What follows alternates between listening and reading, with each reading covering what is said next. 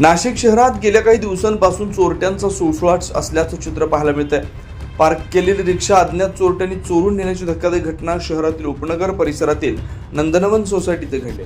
सदर प्रकरणी उपनगर पोलीस ठाण्यात गुन्हा दाखल करण्यात आला होता। संबंधित प्रकरणाचा तपास करत असताना एक जण विना नंबर प्लेटची रिक्षा घेऊन पाथर्डी फाटा येथील टोयोटा शोरूम परिसरात येणार असल्याची गोपनीय माहिती पोलीस उपनिरीक्षक मुख्तार खान पठाण, सहाय्यक पोलीस उपनिरीक्षक गुलाब सोनार यांना मिळाली।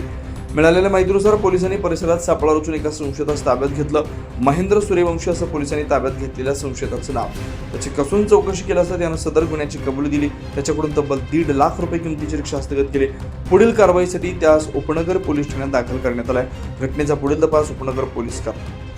सदरची कारवाई गुन्हे शाखा सहाय्यक पोलीस आयुक्त संदीप मिटके यांच्या मार्गदर्शनाखाली गुन्हे शाखा युनिट 2 चे सहाय्यक पोलीस निरीक्षक हेमंत तोडकर, सहाय्यक पोलीस निरीक्षक डॉक्टर समाधान हेरे, पोलीस उपनिरीक्षक मुख्तार खान पठाण, शंकर काळे, गुलाब सोनार, वाल्मिक चव्हाण यांच्या पथकाने केले।